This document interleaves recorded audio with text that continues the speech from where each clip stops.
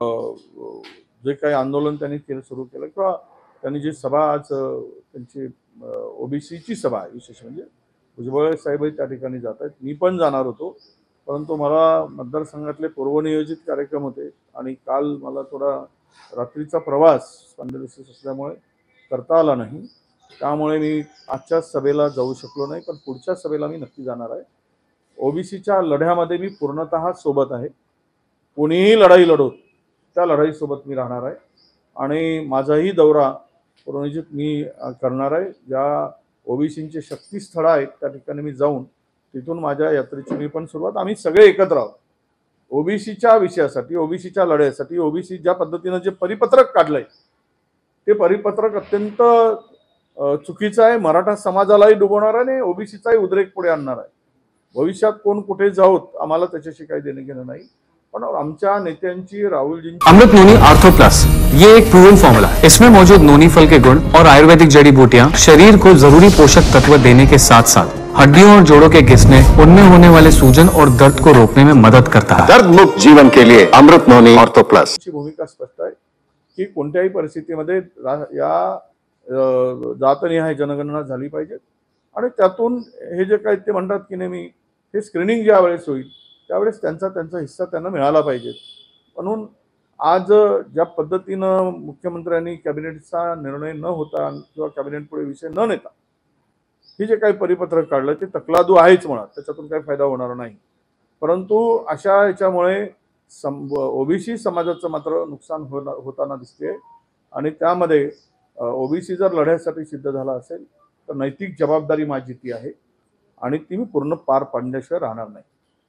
अंजली दवानी यांनी काल स्वतंत्र सोडण्यावर आरोप केले, ते भाजपच्या वाट्यावर असले त्यांनी म्हटलं. नाही, आता मला माहित नाही, त्यांनी त्याचा ते म्हणलेत की माझ्याशी कुठलीही बोलणी नाही, मी जाणार नाही असं म्हटले नाही, पण माझ्याशी अशा पद्धतीचा कुठलाही संवाद नाही एवढं ते बोलले. त्यावरून एवढा विश्वास आहे की त्यांना ज्यांनी छळलं आणि 2.5 वर्षाचा प्रवास आठवणीत आणि स्मरणात ठेवतील ते, आणि ओबीसीचा ते कुठेही गेले किंवा आम्ही कुठेही गेलो पण ओबीसी मात्र संघर्षासाठी उभा राहील असं मी मानतो. आणि म्हणून मुद्दाम आपल्याला सांगतो की ओबीसी हा लढ्यासाठी सिद्ध झाला आहे, त्याच्या हक्कासाठी सिद्ध झाला आहे आणि मराठा समाजाच्या संदर्भात त्यांचं कुठलंही कोणी देऊ नका असं कोणी म्हणत नाही. मराठा समाजाला देत असताना ओबीसीच्या आरक्षणाला धक्का न लावता द्या, पण हे सगळे वारंवार धक्के लावण्याचं काम आणि खड्ड्यात ढकलण्याचं काम जे काही चाललेलं आहे ते मात्र निश्चितपणे निंदनीय आहे आणि निषेधार्ह आहे. Okay, thank you.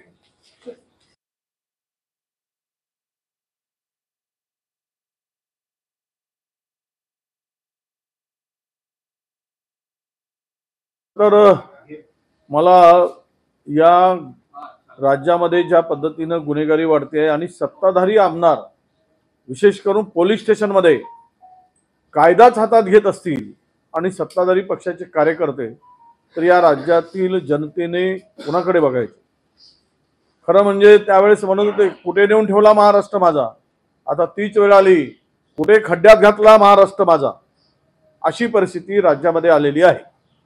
आणि यामध्ये कोणीही सत्ताधारी असो की विरोधी अशा पद्धतीनं पोलीस स्टेशनमध्ये जाऊन जर पोलिसाच्या कॅबिनमध्ये, पीआयच्या कॅबिनमध्ये गोळीबार करत असेल तर हा सरावलेला गुन्हेगार आणि गुंड आहे. त्यापेक्षाही मोठा हा सराईत म्हणजे क्रिमिनल आहे.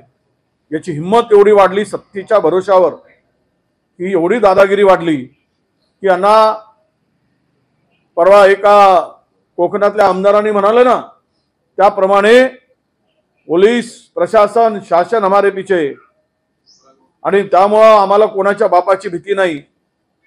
ही जी भाषा आहे ही भाषा जर अशीच वाढत गेली तर मला वाटतं की महाराष्ट्रातील राजकारण, महाराष्ट्रातील एकूणच वातावरण हे अत्यंत घातक विदारक होईल.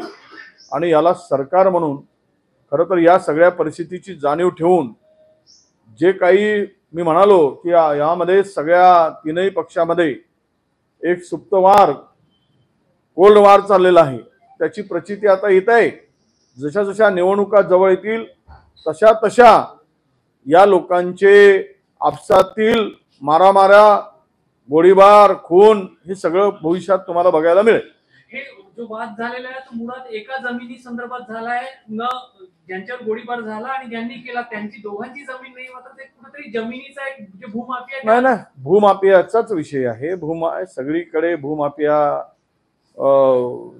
असेल किंवा आता म्हणजे क्राईम वार ज्याला म्हणतो, ते सगळं काय आता सुरू झालेलं आहे. पैसा हा सर्वोच्च ठरला या सरकारमध्ये. धन पैसा कमवणं, आडमार्गाने, चुकीच्या मार्गाने, गैरप्रकारातून, भ्रष्टाचारातून जमिनी हडपणं, अनेक उदाहरणं देता येईल. आता हे तर तेही मुख्यमंत्र्यांच्या जिल्ह्यात हे होणं आणि मुख्यमंत्र्यांचे कार्यकर्ते एका बाजूला आणि आमदार एका बाजूला, तर आपण अंदाज घ्या पुढच्या निवडणुकामध्ये काय होईल याचा अंदाज महाराष्ट्रातील जनतेने घ्यावा. त्यांनी गोळीबार केला ते आमदार म्हणतात की मुख्यमंत्र्यांनी ही गुन्हेगारी पोचवली. असं हे आमदारांनी गोळीबार करायचा आणि मुख्यमंत्र्यांनी गुंड पोचलेत. गुंड तर मला सगळी बाजूलाच दिसत आहेत. हे काही कमी गुंड आहेत, त्यांचेही गुंडे नाही, यांचेही गुंडे, सगळेच गुंडे पोचलेले आहेत. गुंडे पोचूनच राजकारण महाराष्ट्रात चाललेलं आहे. एकीकडे गुंडे, दुसरीकडे केंद्रीय यंत्रणा.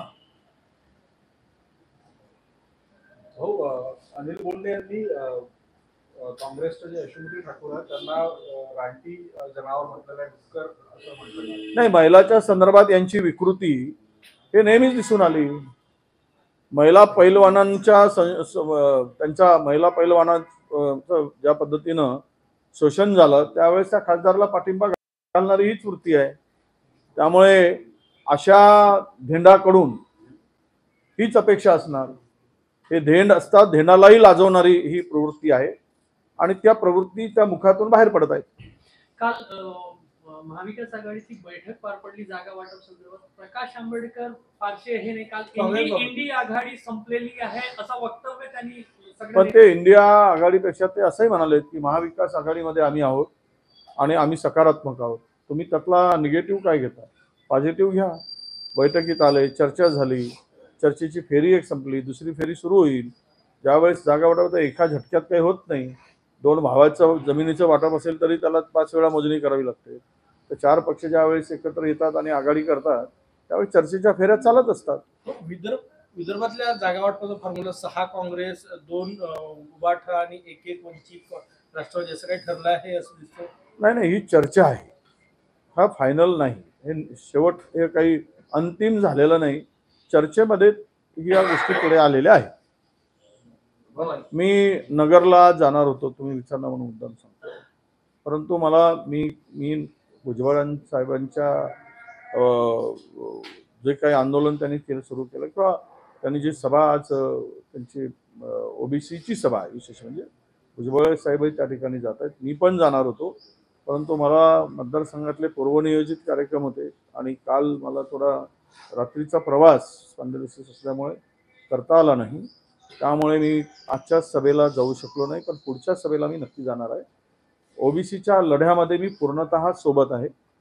कोणीही लढाई लढवत त्या लढाईसोबत मी राहणार आहे आणि माझाही दौरा पूर्वनियोजित मी करणार आहे. ज्या ओबीसींचे शक्तीस्थळं आहेत त्या ठिकाणी मी जाऊन तिथून माझ्या यात्रेची मी पण सुरुवात. आम्ही सगळे एकत्र आहोत ओबीसीच्या विषयासाठी, ओबीसीच्या लढ्यासाठी. ओबीसी ज्या पद्धतीनं जे परिपत्रक काढलंय ते परिपत्रक अत्यंत चुकीचं आहे. मराठा समाजालाही डुबवणार आहे आणि ओबीसीचाही उद्रेक पुढे आणणार आहे. भविष्यात कोण कुठे जाऊत आम्हाला त्याच्याशी काही देणं घेणं नाही, पण आमच्या नेत्यांची, राहुलजींची भूमिका स्पष्ट आहे की कोणत्याही परिस्थितीमध्ये या जातनिहाय जनगणना झाली पाहिजे आणि त्यातून हे जे काही ते म्हणतात की नेहमी हे स्क्रीनिंग ज्या वेळेस होईल त्यावेळेस त्यांचा हिस्सा त्यांना मिळाला पाहिजे. म्हणून आज ज्या पद्धतीनं मुख्यमंत्र्यांनी कॅबिनेटचा निर्णय न होता किंवा कॅबिनेटपुढे विषय न नेता हे जे काही परिपत्रक काढलं ते तकलादू आहेच म्हणा, त्याच्यातून काही फायदा होणार नाही.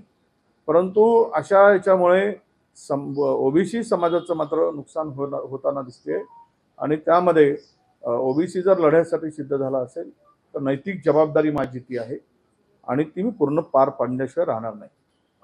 अंजली दमनी यांनी काल छगन भुजबळांवर आरोप केले, ते भाजपच्या वाटेवर असले त्यांनी म्हटलं. नाही, आता मला माहित नाही, त्यांनी ते म्हणलेत की माझ्याशी कुठलीही बोलली नाही, मी जाणार नाही असं म्हटले नाही, पण माझ्याशी अशा पद्धतीचा कुठलाही संवाद नाही एवढं ते बोलले. त्यावरून एवढा विश्वास आहे की त्यांना ज्यांनी छळलं आणि 2.5 वर्षाचा प्रवास आठवणीत आणि स्मरणात ठेवतील ते, आणि ओबीसीचा ते कुठेही गेलेत किंवा आम्ही कुठेही गेलो पण ओबीसी मात्र संघर्षासाठी उभा राहील असं मी मानतो. आणि म्हणून मुद्दाम आपल्याला सांगतो की ओबीसी हा लढ्यासाठी सिद्ध झाला आहे, त्याच्या हक्कासाठी सिद्ध झाला आहे. आणि मराठा समाजाच्या संदर्भात त्यांचं कुठलंही कोणी देऊ नका असं कोणी म्हणत नाही. मराठा समाजाला देत असताना ओबीसीच्या आरक्षणाला धक्का न लावता द्या, पण हे सगळे वारंवार धक्के लावण्याचं काम आणि खड्ड्या ढकलण्याचं काम जे काही चाललेलं आहे ते मात्र निश्चितपणे निंदनीय आहे आणि निषेधार्ह आहे.